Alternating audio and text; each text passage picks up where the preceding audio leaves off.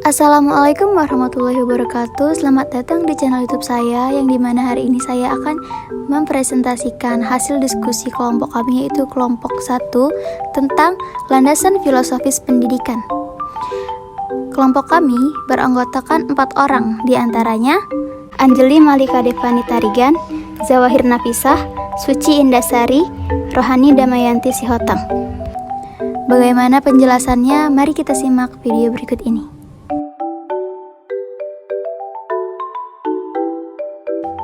Pengertian landasan filosofis pendidikan.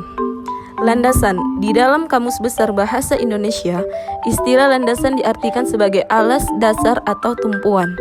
Adapun istilah landasan sebagai dasar dikenal pula sebagai fondasi. Dengan pengertian tersebut dapat dipahami bahwa landasan adalah suatu alas atau dasar pijakan dari sesuatu hal, suatu titik tumpu atau titik tolak dari sesuatu hal, atau suatu fondasi tempat berdirinya sesuatu hal. Filosofis berasal dari bahasa Yunani yang terdiri atas suku kata philien atau philos yang artinya cinta, dan sophos atau sophia yang artinya kebijaksanaan, hikmah, ilmu, kebenaran, atau kebijaksanaan. Pendidikan. Hakikat pendidikan tiada lain adalah humanisasi. Tujuan pendidikan adalah terwujudnya manusia ideal atau manusia yang dicita-citakan sesuai nilai-nilai dan norma-norma yang dianut. Landasan filosofis pendidikan.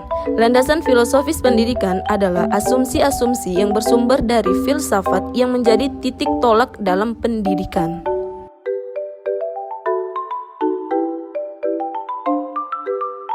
Peranan landasan filosofis pendidikan adalah memberikan rambu-rambu apa dan bagaimana seharusnya pendidikan dilaksanakan. Rambu-rambu tersebut bertolak pada kaidah metafisika, epistemologi, dan aksiologi pendidikan sebagaimana studi dalam filsafat pendidikan.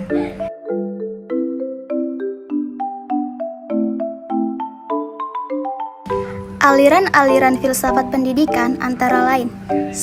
Filsafat pendidikan idealisme. Idealisme merupakan suatu aliran filsafat pendidikan yang berpaham bahwa pengetahuan kebenaran yang paling tinggi adalah ide dari diri sendiri, bukan dari orang lain. 2. Filsafat pendidikan realisme.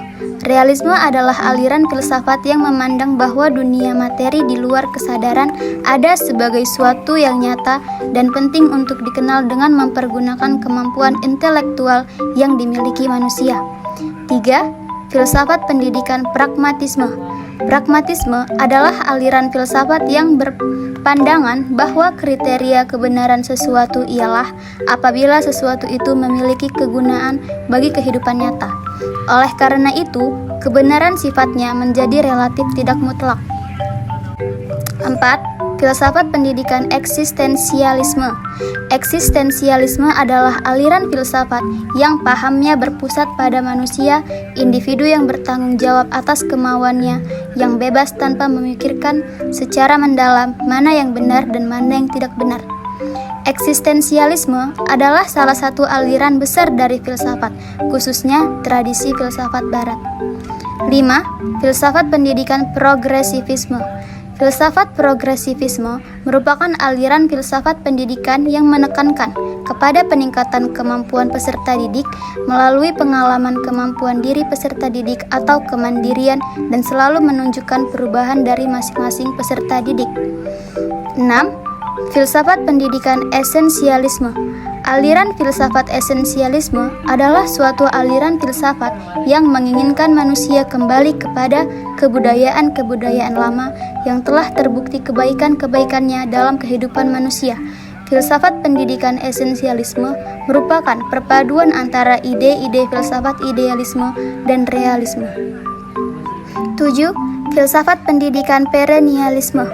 Perennialisme adalah sebuah sudut pandang dalam filsafat agama yang meyakini bahwa setiap agama di dunia memiliki suatu kebenaran yang tunggal dan universal yang merupakan dasar bagi semua pengetahuan dan doktrin religius. 8. Filsafat pendidikan rekonstruksionisme. Aliran rekonstruksionisme menekankan bahwa sekolah merupakan agen perubahan dan harus berpartisipasi dalam masyarakat sosial. Belajar adalah sebagai proses pembentukan ilmu pengetahuan, dan muridlah yang berperan membuat pembentukan itu.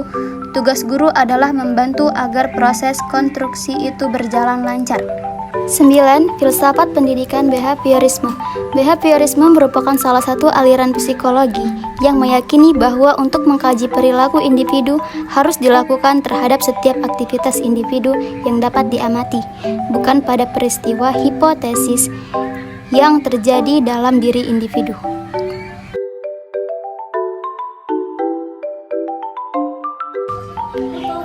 Dalam garis besarnya, ada 4 cabang filsafat, yaitu metafisika, epistemologi, logika, dan etika, dengan kandungan materi masing-masing sebagai berikut. 1. Metafisika ialah filsafat yang meninjau tentang hakikat segala sesuatu yang terdapat di alam ini. Sub-cabang metafisika antara lain: A. Ontologi adalah cabang filsafat atau metafisika umum yang mempelajari atau membahas tentang hakikat adanya segala sesuatu yang ada secara komprehensif. Contoh tentang apa yang dibahas atau dipermasalahkan di dalam ontologi antara lain: apakah hakikat yang ada atau realitas itu bersifat material atau ideal? Apakah hakikat yang ada itu bersifat tunggal, dua, atau plural? Apakah yang ada itu menetap atau berubah? Dan sebagainya. Jawaban terhadap pertanyaan tersebut tentunya tidak satu, melainkan berbeda-beda. B. Kosmologi adalah cabang filsafat atau bagian metafisika khusus yang mempelajari atau membahas tentang hakikat alam termasuk segala isinya kecuali manusia. C. Teologi adalah cabang filsafat atau bagian dari metafisika khusus yang mempelajari atau membahas tentang keberadaan Tuhan.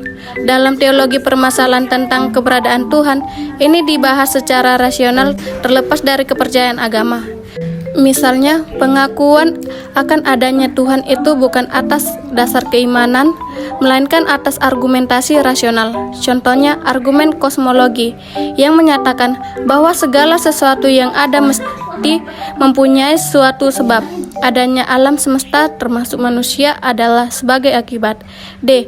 Antropologi adalah cabang filsafat atau bagian metafisika khusus yang mempelajari atau membahas tentang hakikat manusia. Persoalan yang dibahas dalam antropologi antara lain: siapakah manusia itu, ciptaan Tuhan atau muncul dari alam sebagai hasil evolusi? Apakah yang hakiki pada manusia itu badannya atau jiwanya? Bagaimanakah hubungan antar badan dan jiwa? Bagaimanakah hubungan manusia dengan Tuhannya, dengan alam, dengan sesamanya, dan sebagainya? 2. Epistemologi ialah filsafat yang membahas tentang pengetahuan dan kebenaran dengan rincian masing-masing sebagai berikut. A.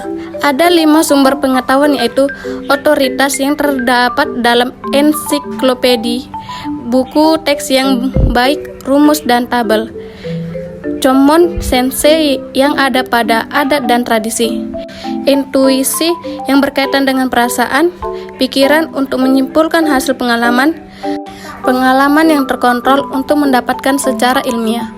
B. Ada 4 teori kebenaran, yaitu: yang pertama, koheren. Sesuatu akan benar bila ia konsisten dengan kebenaran umum. 2. Koresponden. Sesuatu akan benar bila ia tepat dengan fakta yang dijelaskan. 3. Pragmatisme. Sesuatu dipandang benar bila konsekuensinya memberi manfaat bagi kehidupan.